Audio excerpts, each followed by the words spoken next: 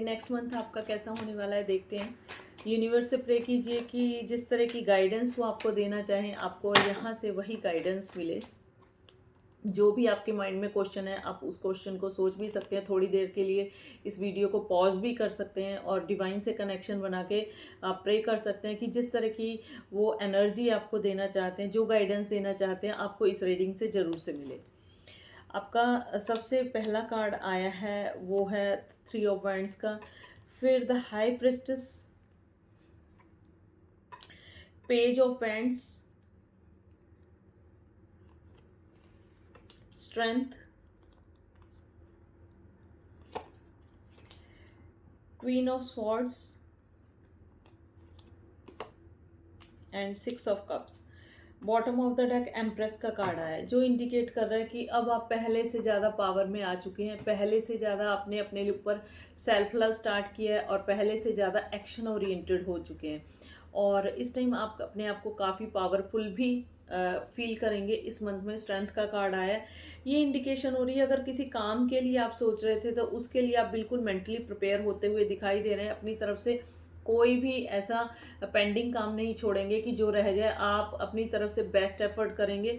लेकिन कुछ इस तरह की एनर्जीज आपके साइड हो सकती हैं कि जो आपके लिए कुछ इस टाइम डाउटफुल एनर्जी हो, या कुछ आप हाइड करते हुए दिखाई दे रहे हैं, अपनी फीलिंग्स को किसी को एक्सप्रेस नहीं कर पा रहे हैं, इमोशनली ड्रेन भी हो सकते हैं। लेकिन डिवाइन के साथ एक कनेक्शन आपका बहुत अच्छा बनता हुआ दिखाई दे रहा है और कुछ प्लान कर रहे हैं आप। जो भी आपकी प्लानिंग चल रही है उसमें आपकी इंट्यूशन, ये जो हाई प्रेस्टिस का है, इंट्यूशन का कार्ड भी हम कहते हैं, आप अपनी इंट्यूशन को फॉलो करके अगर आप आगे बढ़ते हैं तो देखिए स्ट्रेंथ का कार्ड है जो इंडिकेट कर रहा है कि डेफिनेटली इस महीने में आपकी स्ट्रेंथ बनती हुई दिखाई दे रही है।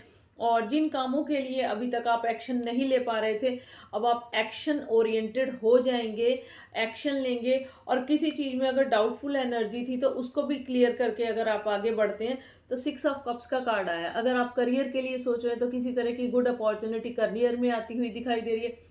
अगर आपका मन में क्वेश्चन था रिलेशनशिप के रिगार्डिंग तो रिलेशनशिप में आपको कुछ ऑफर मिलता हुआ दिखाई दे रहा है और बहुत ही प्योर, बहुत ही कमिटेड रिलेशनशिप आपका दिखाई दे रहा है।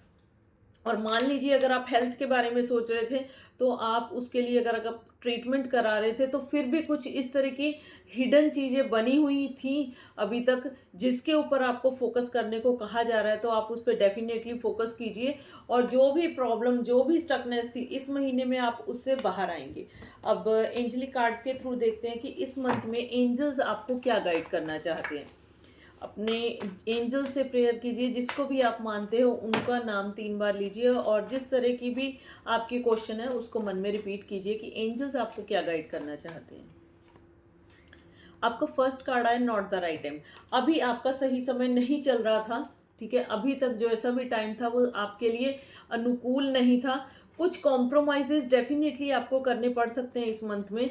अगर हमें कुछ चाहिए होता है तो त्याग भी करना पड़ता है, ये एनर्जी है।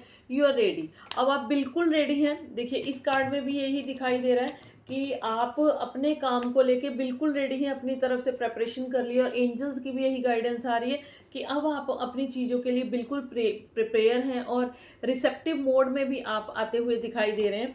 And with in next few months, देखते हैं नेक्स्ट फ्यू मंथ्स में आपके लिए क्या आ रहा है।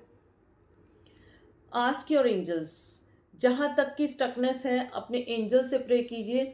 आपके लिए 2 कार्ड आए हैं, इम्प्रूविंग हेल्थ। जैसे मैंने हेल्थ का भी कहा कि अगर हेल्थ में कुछ हिडन चीज़ें थी जो नहीं समझ आ रही थी तो उसमें भी इम्प्रूवमेंट होगी, क्योंकि उसके लिए आप एक्शन लेंगे। और नेक्स्ट कार्ड आया आपके लिए यस। ये यस का कार्ड इंडिकेट कर रहा है कि जिस तरह का भी आपका क्वेश्चन था या जिस तरह की राइट टाइम नहीं चल रहा था तो अब आपका राइट टाइम आएगा, ठीक है। और आपके मन में जिस तरह का भी क्वेश्चन था क्या ये काम बनेगा या नहीं बनेगा, उसके लिए एंजल्स की जो ब्लेसिंग्स आ रही हैं वो यस की फॉर्म में आ रही हैं।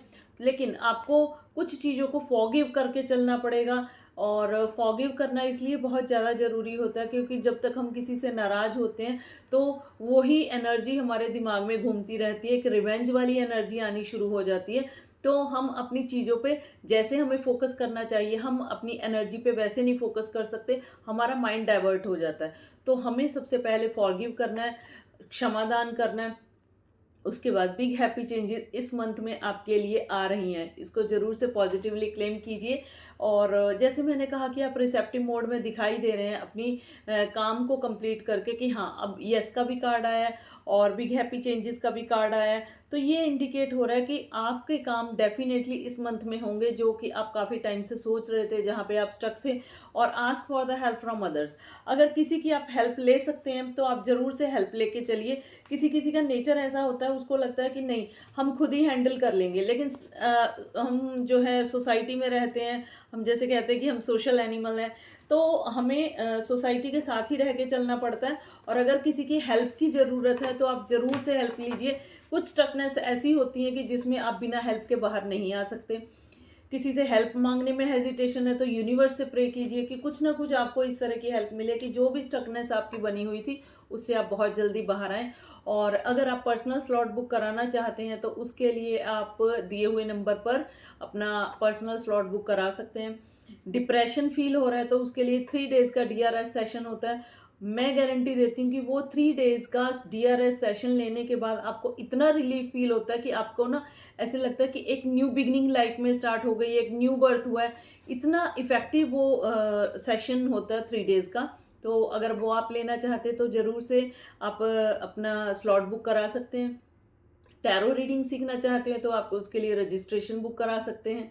इस तरह की और भी गाइडेंस के लिए कनेक्टेड रहिए इन्फिनिटी टैरो 111 से। मिलते हैं नेक्स्ट टाइम, तब तक के लिए राधे राधे।